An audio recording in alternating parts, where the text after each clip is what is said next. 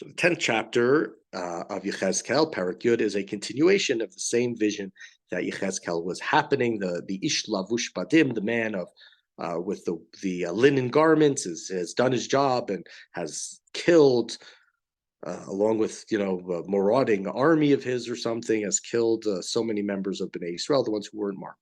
Ve'ereh. And I looked, and over their heads of the cherubs, there was something like a sapphire stone, an appearance resembling a throne could be seen over them. Talked about this in the last chapter, in the sense that the Kvod Hashem was called then, the image of God, the honor of God, some sort of manifestation of God's presence was moving up from the Kruvim, which is the place in which God, we're told in the Torah, would talk to Moshe from. Vayomer ela ish lavush begadim. And God said to this man who was wearing his linen garment, Vayomer bo el beinot la galgal el tachat la kruv umalei chofnecha gachle eish mi beinot la kruvim uzrok alahir vayavo le'einai. And God says to him, step inside the galgal, right? Hagalgalim mistovavim, right? It's the wheels. Step inside the wheels under the cherubs and fill your hands with coals from amongst the cherubs and scatter them over the city. And I looked as he did these things. The cherubs were standing on the south side of the Beit HaMikdash where the man came. And the cloud filled the inner courtyard. Today we wouldn't call it crowd, we'd call it, I don't know, smoke or something, right? That's coming from the fires. The Beit HaMikdash is full of smoke. Vayaram kvod Adonai me'al hakruv. But when God's presence moved from the cherubs al miftan habayit, to the platform of the house, vayimalei habayit etanan, then the house was filled with the cloud. Again, there's the cloud image from the burnt offerings, and this cloud image, which is in a sense representing God's manifestation on this earth, that kavod, that spirit of God. And the court was filled with the radiance of the presence of God. So God was supposed to be above the kruvim, and now he's in the courtyard.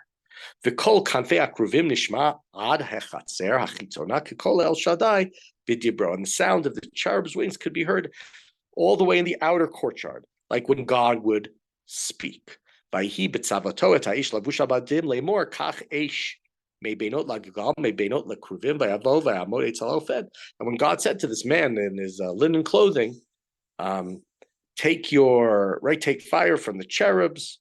And he went in and he stood next to one of these ofanim. We had this word, which also maybe a wheel or something. And the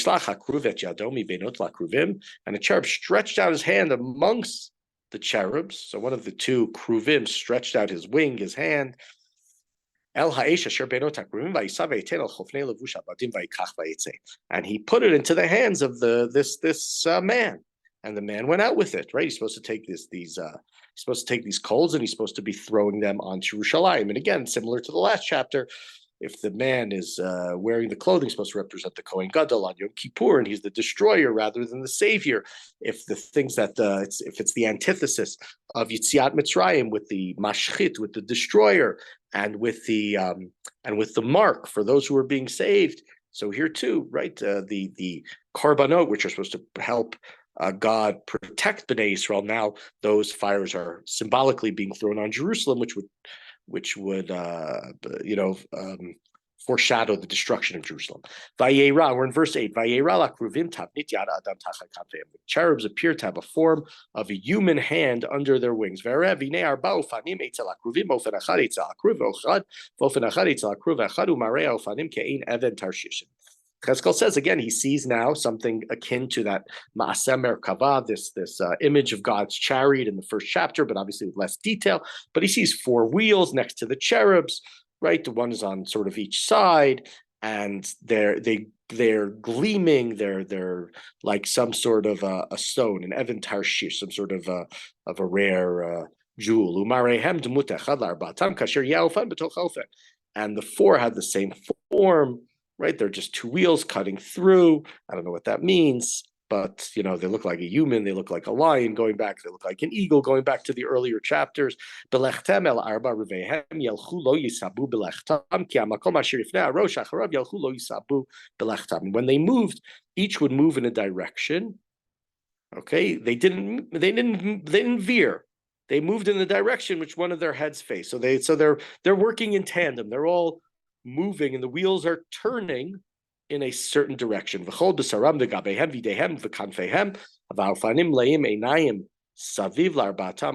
their entire bodies, the backs, the hands, the wings, the wheels, which is the things that are moving, were covered all over with eyes. Right? And presumably the symbol of that, with covered over with eyes, is in the last chapter and a couple chapters before that. Those in Yerushalayim are saying God is left and God can't see. So no. God's eyes are everywhere looking. It was these wheels that I called the wheel work. Going back to these things we had earlier, one was the cherub's face, another was a human's face, the third was a lion's face, the fourth is an eagle's face. So different, sort of understandings of the way maybe God rules the world, different attributes. Different human is, the king of X, and the cherubs are the king of Y, and the lion's the king of P, and the eagle is king of J, or whatever it might be. Vayeromu hakruvim. And as the cherubs, again, they're ascending. These are the creatures that I'd seen by the Nahar Kfar, where Yechezkel was in the opening chapters. When the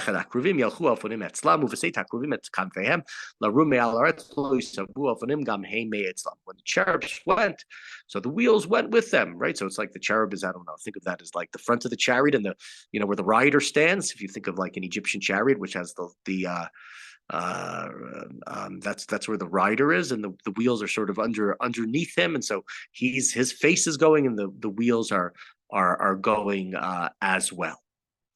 When the faces stood still, then the wheels stood still, and when the faces ascended, then the wheels turned, and this image of God turned and was moving as well. It says because the spirit of God was, the spirit of the creature was in them.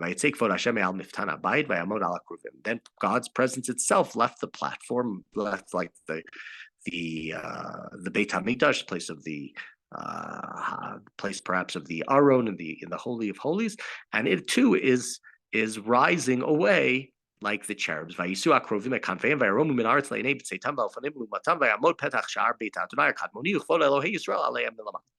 I saw the cherubs lift their wings, right? Because again, these are these images, these cherubs, these golden statues that are on the top of the ark, built by it's still the one that was built by Bezalel in the desert. And so they lift up their wings and they rise. They're like a bird flying into the sky. And they have wheels that, I guess, helps them move like an airplane when they're on the ground. And they stop at the entrance of the eastern gate, and the presence of God of Israel is above them. Yechezkel says again, this is not something out of nowhere. This is what I saw on the river Kabar, and I knew that they were cherubs. Each one had 4 faces, and each one had 4 wings, and the form of human hands under the wings. Again,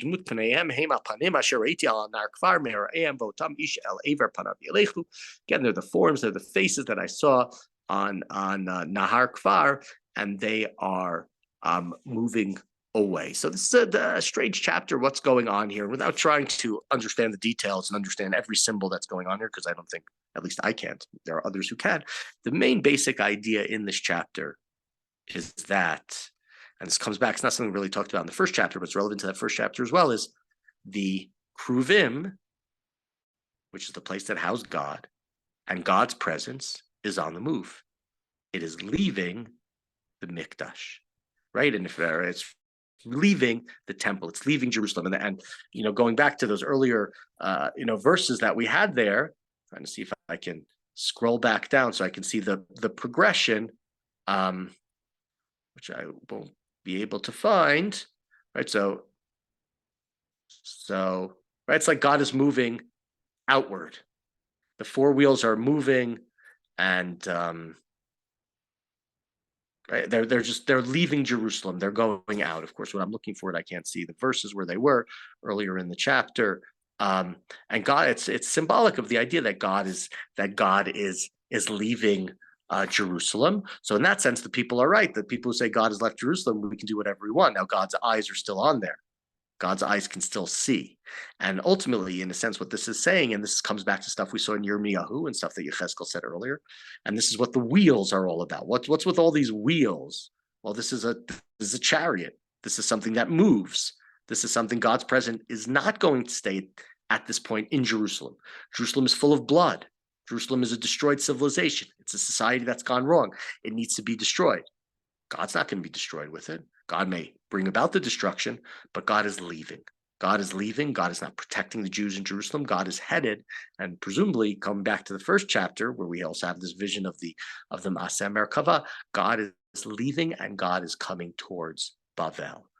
And that goes back to the book of Yirmiyahu. If you remember all the way back, I think it was the 29th chapter of the book of Yirmiyahu, where Yirmiyahu sends a message to those who are in Bavel, which would be around this time. It's between the year 597, when Nebuchadnezzar exiled the king Yechoniah and a number of people, amongst them being Yechezkel and many, many others, the leaders of the Jewish community in Jerusalem and around. And right, Yirmiyahu says to them, build houses, pray for the health of the city, pray for its welfare, because if it's peaceful, you'll be peaceful. God's presence leaving Jerusalem. God's presence is going to Bavel. God's presence for a time is going to be with the community in Bavel, much like was said by Yirmiyahu and is being said here by Yechezkel. The destruction is going to happen in Yerushalayim. That's where it's going to happen. The people may not believe that the destruction is going to happen. Some of them are of the opinion God doesn't see. God has left. Others, presumably, are of the opinion of something we also saw back in the book of Yirmiyahu, where they said, this is the house of God. Heichal Hashem, they said. I think it was 3 times. Heichal Hashem, Heichal Hashem, Heichal Hashem. This is the house of God. This is God's abode. It can't possibly be destroyed. And Yechezkel says, it's not God's abode anymore. Right? Santa's sleigh being pulled by the reindeer is on the move. So you can change the image slightly. I don't see God as, a person in a red suit, but, think of that image of the sleigh that's leaving the North Pole or whatever. So it's not a full-fledged sleigh. I don't think there were reindeer in ancient Israel, but they are flying away in a similar way, leaving the Jews of Israel bereft. Nobody's there. And so it's worse than that, because on the one hand, God is leaving, God's going, which is nice for the Jews in Bavel, who are told by Yirmiyahu and told by Yechezkel that those are going to be the ones who are returning. But it's not just that God is leaving. God is also actively bringing about the destruction of Yerushalayim for all of the misdeeds, for all the things that they have done wrong. And so here, as this vision continues, we just see more and more of the particulars, how it's happening, who's going to be killed. Some people are going to be saved. We even have something in the last chapter Yechezkel actually argues, but ultimately God is out on his way out. God is not going to be in Jerusalem anymore. Jerusalem is too corrupt. Similar if we go back to like the beginning of the book of Shmuel, when the temple in Shiloh was destroyed, and God and the sons of Eli, Chophni, and Pinchas, these wicked characters, they had taken the ark to the battlefield because the Philistines, the Plishtim, had defeated them, and they thought if they bring this ark, God's ark, to the battlefield, then maybe they will be able to defeat the Plishtim. And they physically took God's ark, and God's ark was then captured and was for a short period of time with the Philistines. Here, it's not that the Jews are removing physically the ark, but God is saying, maybe the ark is still there. There are other things that are still there in the temple, but I'm gone. I'm not here anymore. And this is, of course, going to be similar to then. That was a temple that needed to be destroyed, temple in Shiloh. And here too, unfortunately, this is a second temple. Yechezkel is saying, and Yirmiyahu said as well, this is a temple that needs to be destroyed. This society that's gone so corrupt, there's no fixing it. We need to, unfortunately, start over.